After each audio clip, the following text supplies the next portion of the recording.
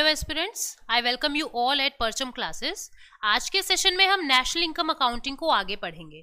हम लोगों ने इसका इंट्रोडक्शन देख लिया था, हम लोगों ने बहुत सारी चीज़ें जानी थी इसके बारे में कि फैक्ट्री इनकम क्या होता है, ट्रांसफर पेमेंट क्या होता है, फाइनल प्रोडक्ट क्या होता है, इंटरमीडिएट प्रोडक्ट क्या होता है, नेशनल इनकम कहते किसको है ना, जीडीपी और एनएनपी के बीच में क्या डिफरेंस है, ये सब चीज़ें हम लोगों ने देखी थी। कुछ न्यूमेरिकल्स भी हम लोगों ने किए थे, ठीक है। ये सब चीज़ें हम लोग कर चुके थे जीडीपी और एनएनपी पे।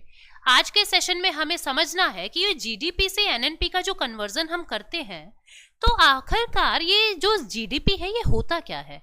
सब लोग कहते रहते हैं जीडीपी नीचे हो गया, जीडीपी गिर गया, जीडीपी बढ़ गया है, जीडीपी कम हो गया है। ये जीडीपी होता क्या है, क्या मतलब होता है इस जीडीपी का, अब उसको समझते हैं, ठीक है। ग्रॉस डोमेस्टिक प्रोडक्ट होता क्या है उसको हम समझते हैं। बिल्कुल ध्यान से इन चीजों को समझेंगे हम लोग। देखिए, हमारी इकोनॉमी में मैं आपको बता रही हूँ कि जीडीपी कैसे कैलकुलेट करते हैं और होता क्या है। हमारी इकोनॉमी में 3 सेक्टर होते हैं, मेजरली 3 सेक्टर होते हैं। वैसे आजकल तो 5 कर दिए हैं, बट इकोनॉमी में 3 सेक्टर ही हम मान के चलेंगे। एक को कहते हैं प्राइमरी सेक्टर, जिसको हिंदी वाले एस्पिरेंट कहते हैं प्राथमिक क्षेत्र। फिर होता है सेकेंडरी सेक्टर, जिसको आप कहते हैं द्वितीय क्षेत्र। और फिर होता है टर्शरी सेक्टर, जिसको हम एक और नाम से जानते हैं, जिसको कहते हैं हम सर्विस सेक्टर, ठीक है। सेवा क्षेत्र या सर्विस सेक्टर तृतीय क्षेत्र को कहते हैं। तो अब देखो, ये 3 सेक्टर होते हैं, primary, secondary and tertiary. Indian government क्या करती है, हमने समझा था प्रीवियस सेशन में कि only final products will be counted, सिर्फ फाइनल प्रोडक्ट की काउंटिंग होगी। तो क्या करती है इंडियन गवर्नमेंट, इन तीनों सेक्टर के फाइनल प्रोडक्ट्स को काउंट कर लिया जाता है कि प्राइमरी में एक साल में कितने फाइनल प्रोडक्ट बने, सेकेंडरी में एक साल में कितने फाइनल प्रोडक्ट बने, इन सब चीजों को काउंट कर लिया जाता है, ठीक है। मैं एग्जाम्पल ऐसे ही कुछ रैंडम एग्जाम्पल उठा रही हूँ, हाइपोथेटिकल सिचुएशन क्रिएट कर रही हूँ। मान लीजिए प्राइमरी में, मान लीजिए 10 kg वीट का प्रोडक्शन हुआ है। प्राइमरी होता क्या है, चलो पहले ये समझते हैं। कईयों को तो यही नहीं पता पाएगा कि प्राइमरी क्या होता है। कोई बात नहीं, मैं आप लोगों के सारे बेसिक्स क्लियर करने आई हूँ, क्योंकि आई नो कि प्रॉब्लम क्या होती है। आपको पता ही होगा, जैसे मैंने बताया भी अपने बारे में, मैं भी खुद एक साइंस स्टूडेंट हूँ, मैं बीटेक होल्डर हूँ। तो इकोनॉमी को समझने में जैसे जैसे प्रॉब्लम्स मुझे आई थी, हर साइंस एस्पिरेंट को ऐसे ऐसे वाली प्रॉब्लम आई होगी। तो उन प्रॉब्लम्स को मद्देनजर रखते हुए ही मैं वीडियोस को बनाती हूँ, ताकि साइंस एस्पिरेंट भी इकोनॉमी को समझ सके। कॉमर्स वालों को तो बहुत ही ऐसे लगता होगा बिल्कुल आसान सा है, इसमें क्या ही परेशान होना। लेकिन जो बेचारे हम साइंस वाले बच्चे हैं और आर्ट्स वाले जो बच्चे हैं, हमको नहीं आता इकोनॉमी, तो नहीं आता है तो उसके लिए ही मैं आई हूँ। इकोनॉमी का क्वेश्चन गलत नहीं करना अपने को, ठीक है। तो देखिए, प्राइमरी सेक्टर क्या होता है, कोई भी वो चीज जो नेचर आपको देती है, कोई भी वो चीज जो नेचर से आपको मिला है, उसको प्राइमरी कहते हैं। नेचर से मिला है इसका मतलब क्या है, जैसे खेती, एग्रीकल्चर, ये आपको किससे मिला है, नेचर से मिला है। नेचर नहीं तो दिया आपको, पानी, मिट्टी, हवा, नाइट्रोजन, ऑक्सीजन, सब नेचर नहीं तो दिया है। तो ये प्राइमरी सेक्टर हो गया। उसके बाद माइनिंग, खदानें, जो माइंस चलती हैं, माइनिंग, वो सब किसने दिया है, ये भी नेचर ने दिया है। माइंस जो है वो भी नेचर ने दिया है ना। उसके बाद फिशरी, मछली, इंसान ने थोड़ा ना बनाई है फिश को। फिशरीज, मत्स्य पालन जिसको कहते हैं हिंदी में, ये भी नेचर ने दिया है। समझ रहे हो बात को। माइनिंग, फिशरी, एग्रीकल्चर, जंगल, वन, फॉरेस्ट्री, ये भी नेचर ने दिया है। तो कोई भी वो चीज जो नेचर प्रोवाइड कराता है, उसको हम कहते हैं प्राइमरी सेक्टर। अब इन प्राइमरी सेक्टर को यूज करके जब हम कोई फिनिश्ड गुड बनाते हैं, उसको कहते हैं secondary sector. For example, would यानी कि लकड़ी, ये हमको कहां से मिल गई, ये हमको मिल गई प्राइमरी सेक्टर से, जंगल से मिल गई। अब इस लकड़ी का यूज करके हम चेयर बना रहे हैं, हम टेबल बना रहे हैं, हम डाइनिंग टेबल बना रहे हैं, हम सोफा, दरवाजे बना रहे हैं, बेड बना रहे हैं। ये सब चीजें क्या हो जाएंगी, सेकेंडरी हो जाएंगी। यानी यहाँ ये सब चीजें कहाँ बनेंगी, फैक्ट्री में बनेंगी, इंडस्ट्रीज में बनेंगी। तो जितना भी फैक्ट्री और इंडस्ट्री है, जहां पे फिनिश्ड गुड बनता है, जहां पे फाइनल प्रोडक्ट बनता है, उसको हम सेकेंडरी प्रोडक्ट कहते हैं, सेकेंडरी सेक्टर कहते हैं। टर्शरी या सेवा क्या होता है, जो इनटेंजिबल है, जिसको आप टच नहीं कर सकते, जिसको आप छू नहीं सकते, जो अस्पृश्य है, जिसको आप स्पर्श नहीं कर सकते, अस्पृश्य है, उसको हम क्या कहते हैं, इनटेंजिबल, यानी कि जिसको आप छू नहीं सकते, जिसको आप टच नहीं कर सकते, वो होता है service sector. For example, teaching, आप टीचर को तो छू सकते हो, but you can't touch teaching, आप टीचिंग को नहीं छू सकते। आप बैंक को छू सकते हो, आप बैंकिंग को नहीं छू सकते। आप आईएएस ऑफिसर को छू सकते हो, आप एडमिनिस्ट्रेशन को नहीं छू सकते। कोई भी वो चीज जिसको आप टच नहीं कर सकते, उसको हम कहते हैं टर्शरी सेक्टर या सर्विस सेक्टर। तो अब एक क्वेश्चन पूछ लिया जाता है कि सबसे ज्यादा जीडीपी हमें कहां से मिल रहा है, सबसे ज्यादा हमें मॉनेटरी बेनिफिट यानी जीडीपी कहां से मिल रहा है, तो आप बताएंगे सर्विस सेक्टर मैक्सिमम कंट्रीब्यूट करता है जीडीपी में, मैक्सिमम कंट्रीब्यूशन इन जीडीपी। सबसे ज्यादा कंट्रीब्यूशन जीडीपी में किसका है, टर्शरी सेक्टर, लगभग 49% ये होता है, ठीक है। सबसे कम जीडीपी कहां से मिल रहा है, प्राइमरी से मिल रहा है, क्योंकि खेती कर रहे हैं, बहुत कम प्राइस पे होती है। प्राइमरी जो है वो सबसे मिनिमम कंट्रीब्यूशन देता है जीडीपी में, मिनिमम कंट्री इन जीडीपी कितना, लगभग 17%, ऑलमोस्ट मतलब अप्रॉक्स 17%, ठीक है। बचा हुआ हिस्सा होता है सेकेंडरी सेक्टर का। अब एक क्वेश्चन पूछा जाता है अनएम्प्लॉयमेंट से कि सबसे ज्यादा अनएम्प्लॉयमेंट कौन सा सेक्टर देता है, सबसे ज्यादा एम्प्लॉयमेंट कौन सा सेक्टर देता है। सबसे ज्यादा एम्प्लॉयमेंट, हाईएस्ट एम्प्लॉयमेंट हमको सेकेंडरी सेक्टर दे रहा है एट प्रेजेंट। पहले कभी प्राइमरी देता था, लेकिन बीजेपी के आने के बाद अब सेकेंडरी सेक्टर में भी बच्चे नौकरी लग रहे हैं। हाईएस्ट एम्प्लॉयमेंट हमको सेकेंडरी सेक्टर देता है, ठीक है। लीस्ट एम्प्लॉयमेंट कहाँ है, सबसे कम नौकरियां कहाँ कर रहे हैं भारत के बच्चे, तो यहां पे लीस्ट एम्प्लॉयमेंट मिलता है। अब एम्प्लॉयमेंट, जीडीपी कंट्रीब्यूशन, मैं साइड हो जाती हूं, आप एक बार इसको ध्यान से देख लें, एक बार आप इसको ध्यान से देख लें कि जीडीपी में जो सेक्टर मैक्सिमम कंट्रीब्यूशन कर रहा है वो सेक्टर एम्प्लॉयमेंट में लीस्ट कंट्रीब्यूशन कर रहा है। इसीलिए हमारे देश के प्रधानमंत्री ने स्किल इंडिया मिशन चलाया कि कम से कम जो स्टूडेंट्स हैं, जहां से हमको जीडीपी मिल रहा है वहां पे इन्वॉल्व क्यों नहीं होते हैं। डिजिटल इंडिया मिशन चला, मेक इन इंडिया चला, जिसमें आपको कंप्यूटर लिटरेसी, डिजिटल लिटरेसी सिखाई जा रही है ताकि आप लोग भी आर्टिफिशियल इंटेलिजेंस टर्शरी सेक्टर में काम कर सके, जहां से हमें जीडीपी ज्यादा मिलता है। क्लियर हो गई, ये बातें आपको याद रखनी है। तो अब मैं आपको जीडीपी कैलकुलेट करना बता रही हूं। 3 सेक्टर हो गए, कौन से, प्राइमरी हो गया, सेकेंडरी हो गया और टर्शरी हो गया। अब क्या किया भारत सरकार ने, इन सबके फाइनल प्रोडक्ट्स को काउंट कर लिया, फाइनल प्रोडक्ट्स को काउंट कर लिया, ठीक है। फाइनल प्रोडक्ट्स को काउंट कर लिया, कौन कौन से फाइनल प्रोडक्ट्स को काउंट कर लिया। मान लीजिए एक साल में प्राइमरी सेक्टर में सिर्फ व्हीट बन रहा है और कुछ भी नहीं बन रहा, 10 किलो गेहूं का उत्पादन हुआ है, 10 किलो गेहूं का प्रोडक्शन हुआ है। सेकेंडरी सेक्टर में मान लीजिए 20 लैपटॉप्स बने हैं, ठीक है, 20 लैपटॉप्स बने हैं। और टर्शरी सेक्टर में मान लीजिए 100 रुपीज की बैंकिंग सर्विसेज अपने को मिली है और कुछ भी नहीं मिला, बस यही एक साल में फाइनल प्रोडक्ट्स निकलते हैं। अब मुझसे जो बाइडेन ने फोन किया, कॉल किया, मैम आपको जो बाइडेन कॉल कर लेते हैं, हाँ भाई कर लेते हैं मुझे तो जो बाइडेन ने मुझे कॉल किया और ये पूछा कि आपके देश का जीडीपी कितना है। मैं स्टार्ट हो गई, मैंने कहा देखो सर, हमारे यहाँ ना 10 kg व्हीट है, 20 लैपटॉप्स है, 100 रुपीज की बैंकिंग है, इतने मेट्रिक टन ये है, इतने बैरल ये है, इतने किलो ये है, इतना क्विंटल ये है। बोले शांत हो जाओ, मुझे एक शब्द में बताओ। एक शब्द में कैसे बताऊं? तो मैंने एक दिमाग लगाया, इन सबकी यूनिट्स अलग हैं, क्यों ना इन सबको मैं मॉनेटरी टर्म्स में कन्वर्ट कर दूं। इन सबको हम क्या करते हैं, हम बताने के लिए, अपनी कैलकुलेशंस को इजी करने के लिए हम इसको मनी में बदल देते हैं कि मार्केट में इनके प्राइस क्या है, इनका मार्केट कॉस्ट क्या है। अब मार्केट कॉस्ट क्या होता है ये आपने लास्ट सेशन में समझ ही लिया है। तो हमको पता लगा मार्केट में 10 रुपीज पर केजी व्हीट है, तो 10 kg व्हीट कितने का हो गया, 100 रुपीज का हो गया। हमको पता लगा 20 रुपए पर लैपटॉप या 200 रुपीज एक लैपटॉप का चार्ज है मार्केट में, तो ये 4000 रुपए के लैपटॉप हो गए, 4000 रुपए के लैपटॉप हो गए।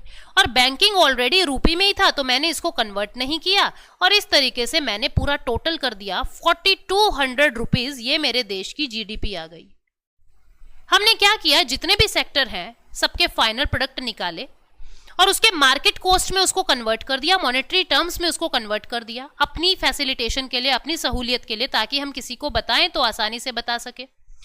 और उन सबको मैंने ऐड कर दिया, ये जो आया ये आपका मार्केट, ये आपका जीडीपी आ गया, ग्रॉस डोमेस्टिक प्रोडक्ट। कौन सी कॉस्ट पे, मार्केट कॉस्ट पे आ गया। समझ गए कैसे निकालते हैं। मान लीजिए एक देश में, अब सेकंड सिचुएशन समझाती हूं, मान लीजिए एक देश में केवल ओनली 20 पैकेट्स ब्रेड के ही प्रोड्यूस हुए हैं और कुछ भी नहीं बना, बस 20 पैक ब्रेड के प्रोड्यूस हुए हैं और कुछ भी नहीं हुआ, ठीक है, सिर्फ 20 पैकेट ब्रेड के बने हैं और ईच पैकेट का प्राइस है 10 रुपए पर पैक। तो जीडीपी क्या हो जाएगी, 20 पैक इंटू 10 यानी 200 रुपीज, ये आपकी जीडीपी हो जाएगी। जीडीपी होता क्या है, जितना भी प्रोडक्शन देश में हो रहा है फाइनल प्रोडक्शन जितना भी हमारी कंट्री में हो रहा है उसको मॉनेटरी टर्म्स में कैलकुलेट करना इज जीडीपी। अब सबसे गंभीर समस्या ये होती है कि हम कहाँ का प्रोडक्शन इंक्लूड करें, कहाँ का प्रोडक्शन इंक्लूड ना करें। ठीक है, शब्द क्या है? Gross domestic. तो पहले इसकी परिभाषा देख लेते हैं, डेफिनेशन देख लेते हैं, फिर हम आगे बढ़ेंगे। क्या होता है ये? It is the sum of market cost. हमने मार्केट कॉस्ट निकाला, of all final products, final products का निकाला हमने, प्रोड्यूस्ड इन अ ईयर, हर साल में कितना प्रोड्यूस हो रहा है, in a fixed economic territory. What is the meaning of this economic territory? ये आर्थिक क्षेत्र का मतलब क्या होता है? इकोनॉमिक टेरिटरी किसको कहते हैं? मैंने मोदी जी से पूछा, मैंने कहा मोदी जी ये इकोनॉमिक टेरिटरी क्या होता है सर? उन्होंने बताया कि देखो, जहां पे हमारे रूल चले, जहां पे हमारे देश के रूल चले, वो इकोनॉमिक टेरिटरी है। और आप उन सभी जगहों का, उन सभी प्लेसेस का प्रोडक्शन ऐड कर दोगे जहां जहां हमारे रूल चलते हैं। मैंने कहा समझाओ मुझे नहीं समझ आ रहा। बोले देखो भाई, ये अपना भारत है, मान लीजिए इस भारत के 200 नॉटिकल माइल तक अपने रूल चलते हैं। कोई अगर जहाज आ गया यहाँ पे, तो इस 200 नॉटिकल माइल तक वो हमसे पूछ के सारे डिसीजन लेंगे, उस जहाज को आने देना है नहीं आने देना है। इसके नीचे अगर कुछ मिल गया, कुछ मिनरल्स मिल रहे हैं, तो वो भारत सरकार के हैं, क्योंकि यहाँ पे हमारे रूल रेगुलेशन चल रहे हैं, तो ये हमारी इकोनॉमिक टेरिटरी में आता है। मैंने कहा फिर ज्योग्राफिकल टेरिटरी क्या होता है? भौगोलिक क्षेत्र किसको कहते हैं? बोले भौगोलिक क्षेत्र तो ये है जो आपका मैप है, इसको, जो ये आपके मैप की बाउंड्री है, इसको कहोगे तुम ज्योग्राफिकल क्षेत्र। ठीक है, इसको कहोगे तुम ज्योग्राफिकल टेरिटरी। लेकिन जहां पे आपके रूल्स चल रहे हैं उसको हम इकोनॉमिक टेरिटरी कहेंगे, उसको हम इकोनॉमिक टेरिटरी कहेंगे। उन्होंने ऐसे ही एक और एग्जांपल दिया। बोले देखो, मान लीजिए ये ना एक चाइना की कंपनी है जो इंडिया के अंदर काम कर रही है। अब हमसे किसी ने पूछ लिया, चाइना की कंपनी जितना भी प्रोडक्शन कर रही है, क्या हम उसको अपनी जीडीपी में काउंट करेंगे? अब मैंने मोदी जी की वही बात सोची। मोदी जी ने कहा था जहां जहां हमारे रूल चलते हैं वहां पे उन सब जगहों को हम जीडीपी में इंक्लूड कर देंगे। तो मैंने कहा बिल्कुल, चाइना की कंपनी है बट रूल तो भारत के चलेंगे, भारत के अकॉर्डिंग टैक्स देंगे, भारत के अकॉर्डिंग काम शुरू 9 बजे हो रहा है, शाम को 5 बजे, भारत के अकॉर्डिंग संडे की छुट्टी, सारे नियम कानून भारत के लग रहे हैं। मींस चाइना की कंपनी है, भारत में काम कर रही है, तो जितना भी प्रोडक्शन करेगी वो भारत की इकोनॉमिक टेरिटरी में आता है, तो जीडीपी में आएगा। अब मैंने देखा कि यूएसए में, अमेरिका में एक इंडियन कंपनी काम कर रही है, एक इंडियन कंपनी काम कर रही है। अब मैंने ये पूछ लिया, मोदी जी वो ना 1000 रुपए कमाते हैं एक देश के, तो आप मुझे यूं बताएं वो 1000 रुपए का प्रोडक्शन हम अपनी जीडीपी में गिने क्या? तो मोदी जी ने क्या कहा, वही रूल लगाओ कि क्या तुम्हारे रूल चलते हैं अमेरिका में? मैंने कहा नहीं। बोले उस कंपनी में रूल किसका चल रहा है? मैंने कहा अमेरिका का चलेगा, अमेरिका के कायदे कानून सब वहां पे अमेरिका के लगे। बोले फिर कैसे आप जीडीपी में इंक्लूड कर लोगे? तो सिंपल सा नियम है, ये आसान है, इसको कितना भी मुश्किल करके आप पढ़ सकते हैं बुक्स में, लेकिन सीधी सी बात यह है जहां हमारे देश का रूल चले वो सारे प्लेसेस हमारी जीडीपी में इंक्लूड हो जाएंगे। अब आपसे कोई पूछ ले कि ऐसे क्वेश्चन आते हैं, विच of the following is included in GDP, not included in GDP, तो आपको ये देखना है कि जिन जिन जगह पे हमारे कानून चल रहे हैं, हमारे रूल रेगुलेशन चल रहे हैं, उस जगह को हम जीडीपी में इंक्लूड करेंगे। ठीक है, this is GDP. Then base year क्या है जीडीपी के लिए? ये बेस ईयर का मतलब क्या होता है इसको जानिए। ये बेस ईयर क्या होता है? बेस ईयर, बेस ईयर का मतलब होता है आधार वर्ष, जिस साल से आप कंपेयर कर रहे हो। मैंने आपको ये इन्फ्लेशन के इंडेक्स निकालते हुए भी बताया था, सीपीआई डब्ल्यूपीआई के समय भी बताया था। अब हमें अगर जीडीपी को कंपेयर करना है तो हम 2011-12 से कंपेयर करेंगे कि 2011-12 में प्रोडक्शन इतना था, 2022 में प्रोडक्शन इतना है, उस समय प्राइस इतने थे, आज प्राइस इतने हैं। मतलब हर चीज को हम 2011-12 से कंपेयर कर रहे हैं, तो इसलिए नाम क्या दे दिया? बेस ईयर क्या है जीडीपी का? 2011-12। और ये बेस ईयर कौन डिसाइड करता है? अगेन एनएसओ, जो ministry of statistics and programme implementation है, वो ही इस बेस ईयर को डिसाइड करेगा। ठीक है, वो ही इस बेस ईयर को डिसाइड करेगा। आई होप आपको जीडीपी समझ आ गया है। अभी जीडीपी डिफ्लेटर क्या होता है? डिफ्लेट का मतलब क्या होता है? भटक जाना, है ना, भटक जाना। ठीक है, इसका फॉर्मूला होता है nominal GDP divided by real GDP.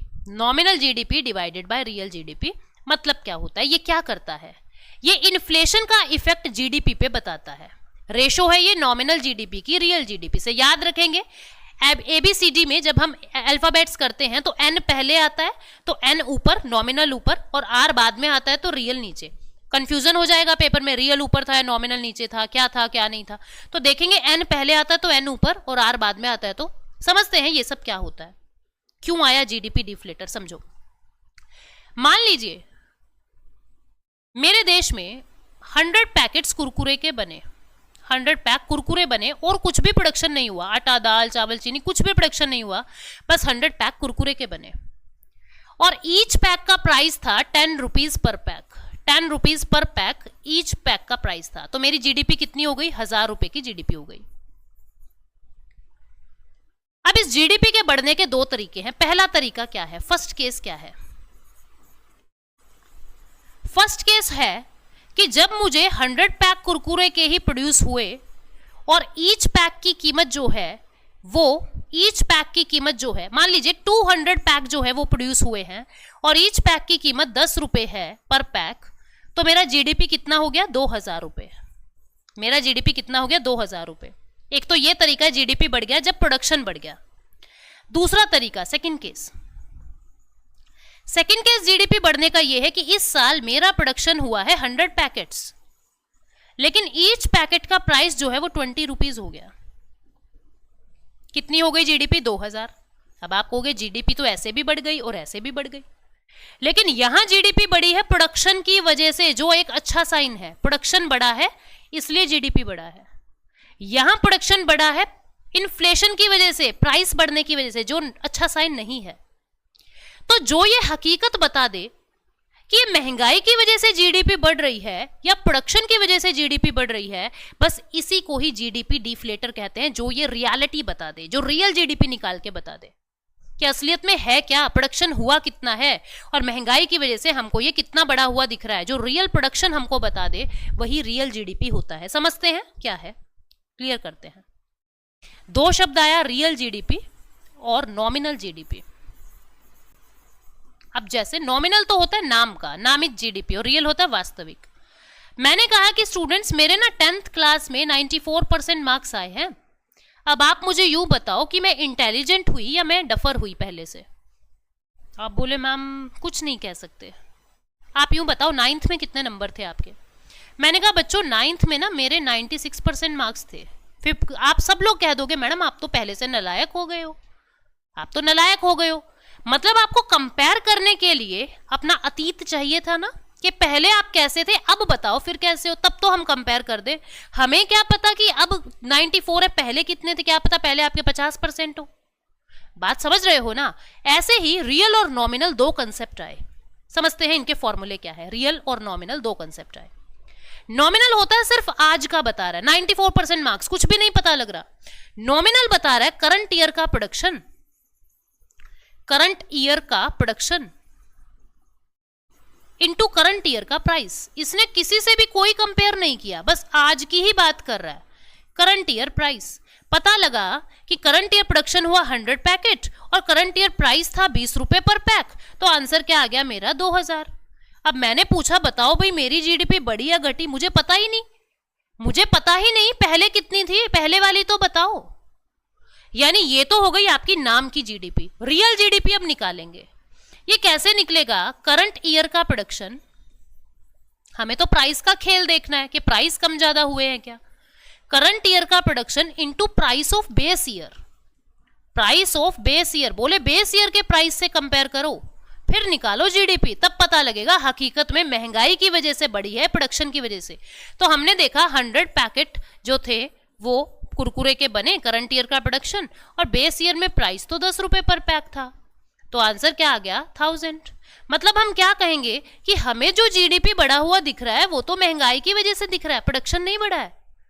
मतलब आपने क्या किया, 9th क्लास के मार्क्स से कंपेयर कर लिए, बेस ईयर से कंपेयर कर लिया, और यहां पे आपको रियलिटी पता लग गई। नाम क्या दे दिया, रियल जीडीपी। इसको हम एक और नाम से जानते हैं, constant price. GDP at constant price, constant पे कर रहे हैं ना, बेस ईयर का प्राइस जो है वो कांस्टेंट है, बदल नहीं रहा है। और नॉमिनल क्या होता है, करंट प्राइस। इसको क्या कहते हैं, करंट ईयर या करंट प्राइस। तो कांस्टेंट प्राइस और करंट प्राइस भी इसको कह सकते हैं। ठीक है, समझ गए बात को। तो अब देखते हैं अपनी स्लाइड्स को। तो इसमें क्या कहा कि आप नॉमिनल जीडीपी निकाल ले, यानी सिर्फ आज की, मतलब आप करंट जीडीपी निकाल ले, जीडीपी एट करंट प्राइस निकाल ले, जीडीपी एट करंट प्राइस निकाल ले, और रियल जीडीपी निकाल ले। रियल जीडीपी क्या है, कांस्टेंट प्राइस पे निकाल लें और दोनों को डिवाइड कर दें, कांस्टेंट प्राइस पे निकाल लें, दोनों को डिवाइड कर दें, नॉमिनल डिवाइडेड बाय रियल, यहां से आपको जीडीपी डिफ्लेटर मिल जाएगा। यहां से क्या मिल जाएगा आपको, जीडीपी डिफ्लेटर मिल जाएगा। ठीक है, इट रिप्रेजेंट, यहां से आपको इन्फ्लेशन का इफेक्ट मिल गया जीडीपी पे। अगर आपकी जीडीपी है 10.5%, 10.5%, और किसी ने आपको कह दिया कि डिफ्लेटर है 1.5, डिफ्लेटर है 1.5, तो आप क्या करोगे, जो ये नॉमिनल जीडीपी आया है, जो ये नॉमिनल जीडीपी आया है, आप इसमें से 1.5 माइनस कर देंगे, क्योंकि वो महंगाई की वजह से है डिफ्लेटर। आपकी जो रियल जीडीपी है वो ओनली 9% है, मतलब आपका 9% ही प्रोडक्शन हुआ है। जो आपको 10.5 दिख रहा है वो तो महंगाई की वजह से दिख रहा है। तो जो डिफ्लेटर है वो क्या बताता है, वो इफेक्ट ऑफ महंगाई बताता है जीडीपी पे। ठीक है, ये था जीडीपी डिफ्लेटर, और यहाँ पे मैंने ये रियल जीडीपी और नॉमिनल जीडीपी निकाल के बता दिया कि बेस ईयर में ये था 20 रुपीज पर पैक, और ये सब कुछ बता दिया। मैं आपको समझा चुकी हूँ, ये स्लाइड आपको वैसे भी समझ आ जानी है। ठीक है, समझ गए? मैं चलो निकाल के बता देती हूँ।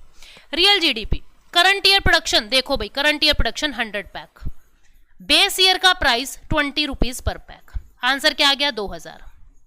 ठीक है, नॉमिनल जीडीपी निकालना है, करंट ईयर का production 100 rupees, 100 pack, current year का प्राइस 25, यानी मेरा क्या हो गया, 2500 रुपए जीडीपी हो गया, 2500 रुपए जीडीपी हो गया।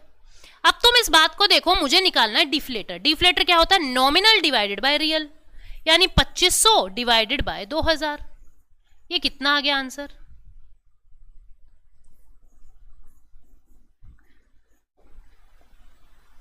1.25, यानी जो इन्फ्लेशन हमको दिखाई दे रहा है 1.25% इन्फ्लेशन जो है वो हमें फालतू का दिख रहा है इन्फ्लेशन की वजह से। ठीक है, तो ये होता है रियल वर्सेस नॉमिनल जीडीपी। इसके बाद हमें समझना है कि किन किन मेथड से इंडिया के अंदर जीडीपी कैलकुलेट किया जाता है, कौन कौन से मेथड है जिससे जीडीपी कैलकुलेट किया जाता है। एक तो होता है इनकम मेथड, एक होता है एक्सपेंडिचर मेथड, और एक होता है प्रोडक्शन मेथड। तीनों से आंसर अप्रोक्सीमेटली सेम आता है। कैसे, समझो बात को। इनकम मेथड, अब देखो पूरी इकोनॉमी में एक तो होता है हाउस होल्ड, घर परिवार हमारे, और एक होता है बिजनेस फर्म। एक क्या होता है, बिजनेस फर्म, जहां पे हम ऑर्डर देते हैं कि हाँ भैया हमारा ये बना के दो, हमारा वो बना के दो। अब हाउस होल्ड से हम लोगों को यहां काम मिल गया, यानी हमने इनको लेबर दिया, मैं, मेरे मम्मी पापा सब बिजनेस में काम कर रहे हैं किसी भी फैक्ट्री में। अब जैसे मैं परचम पे काम कर रही हूं, मैंने क्या किया, जो बिजनेस फर्म है उसमें खुद को एज अ लेबर झोंक दिया। ठीक है, और मुझे बदले में क्या मिला, मुझे मिले वेजेस, मुझे मिले 10 रुपीज, मुझे मिला वेजेस। अब आप कहोगे मैडम आपने, आपकी इनकम क्या है, मैंने कहा 10 रुपीज, और आप पूछ लो कि बिजनेस परचम आपका नुकसान क्या है, आपका खर्चा कितना, वो भी कहेंगे 10 रुपीज। भाई मान लीजिए आप अगर किसी शॉप से 20 रुपीज की चॉकलेट ले आए, तो या तो मैं आपका खर्चा पूछ लूं 20 रुपीज, या मैं दुकान के गल्ले में जाके देख लूं कि कितने रुपए आए हैं 20 रुपीज। बात तो एक ही है, किसी की इनकम किसी का तो खर्चा है, या मैं कहूं किसी का खर्चा किसी की तो इनकम है। इस तरीके से ये 10 रुपए इनका तो खर्चा है लेकिन हमारी इनकम है, तो आंसर तो सेम 10 ही आना है। तो इस तरीके से जो ये इनकम मेथड है और जो एक्सपेंडिचर मेथड है वो सिमिलर होते हैं। फिर प्रोडक्शन मेथड क्या होता है, प्रोडक्शन मेथड क्या होता है उसको समझो। प्रोडक्शन मेथड कैसे इसके इक्वल है। अब घर ने ऑर्डर दे दिया कि हमको एक कूलर बना के दो, बिजनेस वालों को क्या कहा, हमको एक कूलर बना के दो। बोले कितने का बनाए, बोले 7500 का बना दो। लगभग 7500 की लागत लगा के ये बिजनेस वाले उस कूलर को बनाएंगे। इनकी भी तो कुछ लागत लगेगी, कॉस्ट ऑफ प्रोडक्शन लगेगा। लगभग 7500 का कॉस्ट ऑफ प्रोडक्शन लगा के ये उस कूलर को प्रिपेयर करेंगे, और फिर ये इसको पेमेंट करेंगे, 7500 रुपए इसको दे देंगे, और ये उसको वो लागत वाला कूलर दे देगा, यानी एक कूलर प्रोड्यूस हो गया। तो मैं कह दूं बिजनेस फर्म को कि आपकी कितनी लागत लगी प्रोडक्शन में, वो कहेगा 7500, 7500, और मैं घर से पूछ लूं आपका खर्चा कितना हुआ, वो कहेगा 7500, आंसर तो सेम आएगा ना। तो इस तरीके से तीनों मेथड एक दूसरे के इक्वल है। अब इनकम मेथड में किन किन चीज को लिया जाता है, आप किस किस तरीके से व्हाइट में इनकम कर सकते हैं, व्हाइट पैसा कमा सकते हैं, कौन कौन से तरीके होते हैं। पहला तरीका होता है आप कहीं पे जॉब कर लें, जॉब से आपको वेजेस मिलेगा। दूसरा तरीका है आप बिजनेस कर लें, आपको प्रॉफिट मिलेगा। जो भी आपके पास प्रॉपर्टी है आप उसको रेंट पे चढ़ा दें, आपको वहां से पैसा मिलेगा। या आपके पास जितना भी पैसा आप उससे ब्याज कमा लें, इंटरेस्ट कमा लें। यही 4 तरीके होते हैं इनकम कमाने के, 5वां कोई तरीका नहीं है। अगर है तो सोच के बताना मुझे जरूर। यही 5 तरीके। आप कहेंगे मैम हम तो खेती कर लेंगे, अरे वो भी तो बिजनेस है। हम तो मैम जूस बेच लेंगे, वो भी तो बिजनेस है ना।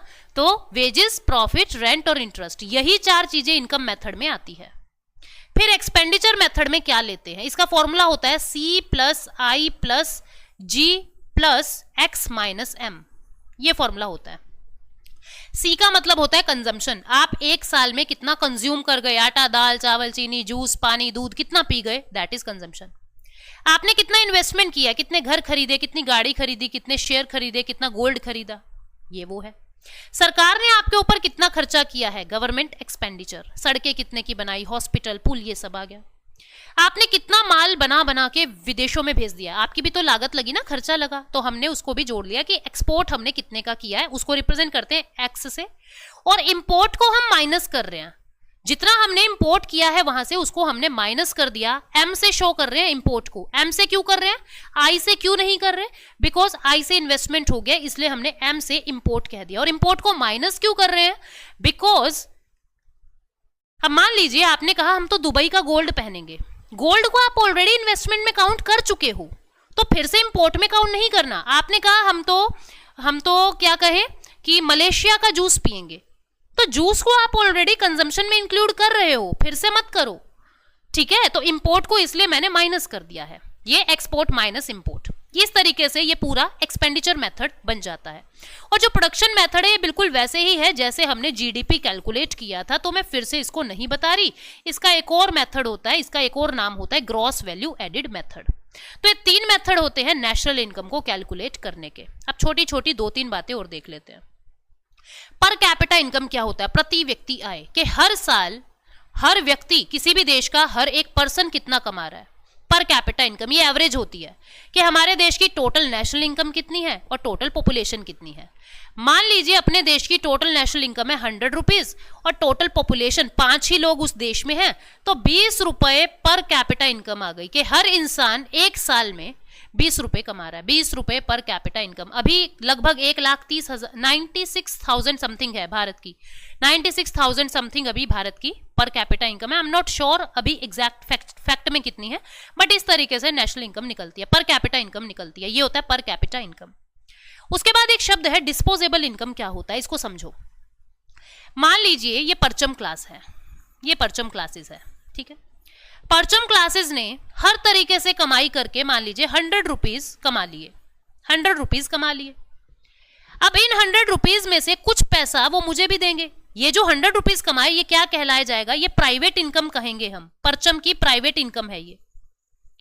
अब इस 100 में से 20 रुपए इन्होंने मुझे भी दे दिए क्योंकि मैं यहां काम कर रही हूं, तो ये 20 रुपए मेरी पर्सनल कमाई है, मेरी पर्सनल कमाई है, मेरी पर्सनल इनकम है। अब मुझे भी इस पर्सनल इनकम में से टैक्स पे करना है, मुझे भी इस पर्सनल इनकम में से कुछ जरूरी खर्चा करना है। मेरे पास बचे 10 रुपीज, ये 10 रुपीज आ गई मेरी डिस्पोजेबल इनकम। अब इन 10 रुपए को मैं कैसे भी खर्च कर सकती हूं, ये मेरी छूट है, मैं कैसे भी उसको खर्च कर सकती हूँ। डिस्पोजेबल का मतलब होता है खर्च करने योग्य आय, जिसको आप खर्च कर सकते हो, ठीक है। पर्सनल इनकम में से मैंने टैक्स माइनस कर दिया, मेरे जरूरी एक्सपेंडिचर माइनस कर दिए, तो मुझे डिस्पोजेबल इनकम मिल गया। कैसे निकालते हैं disposable income? Per capita is one way to measure a country's wealth. कितना किसी व्यक्ति के पास डिस्पोजेबल इनकम है, उससे उसके देश की स्टैंडर्ड पता लगता है। जितना ज्यादा आपके पास डिस्पोजेबल इनकम है, मतलब आप उतना ज्यादा खर्च कर सकते हो और उतना अच्छा आपका देश है। This refers to the average person's income available for spending. खर्च करने के लिए आपके पास कितना पैसा बचा है after tax have been paid. जब आप टैक्स वैक्स दे चुके, लास्ट में आपके पास जितना पैसा बचा है उसको कहते हैं डिस्पोजेबल इनकम। तो ये था आपका पूरा टॉपिक नेशनल इनकम अकाउंटिंग का, ठीक है। अब हम कुछ एमसीक्यू देख लेते हैं। ये कह रहा है which of the following is a method to measure the national income. इनमें से कौन कौन से मेथड है नेशनल इनकम को कैलकुलेट करने के? Expenditure method, income method, production method, सारे ही हैं। Answer will be all of the above. अगला क्वेश्चन कहता है which of the following is correct term for calculating national income at constant price. याद करो कांस्टेंट और करंट। करंट बताया था नॉमिनल, कांस्टेंट बताया था रियल। तो देख लो यहाँ रियल कहाँ है, रियल इनकम, इसको कांस्टेंट प्राइस कहते हैं। ठीक है, क्वेश्चन नंबर 3 हम कर चुके हैं, transfer payment. Question number 4 which of the following is true for disposable income. Disposable income के लिए क्या सही है? क्या ये यूं कह रहा है कि प्राइवेट इनकम और इनडायरेक्ट टैक्स का डिफरेंस है? गलत बात। क्या ये पर्सनल इनकम और इनडायरेक्ट टैक्स का डिफरेंस है? गलत बात। क्या ये प्राइवेट इनकम और डायरेक्ट टैक्स का डिफरेंस है? गलत बात। ये पर्सनल इनकम मतलब जो मुझे मिली थी परचम से माइनस मैंने जो टैक्सेस दिए हैं अपने डायरेक्ट टैक्स, इनकम टैक्स वगैरह, ये उसका डिफरेंस होता है। तो आंसर क्या आएगा? डी। आंसर क्या आ जाएगा? डी। ठीक है, तो ये क्वेश्चन नंबर 4 था। आई होप आप लोगों को ये पूरा टॉपिक जो है वो समझ आ गया है और अब आप लोगों को इस टॉपिक में कोई भी प्रॉब्लम नहीं होगी। Thank you so much, take care, bye bye.